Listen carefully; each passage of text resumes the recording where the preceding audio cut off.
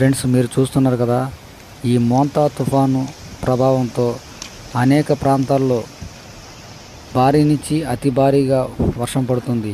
దాంతోపాటుగా 90 నుంచి 100 కిలోమీటర్ల వేగంతో ఈదురుగాలులు ప్రచండ వేగంతో వీస్తూ ఉన్నాయి.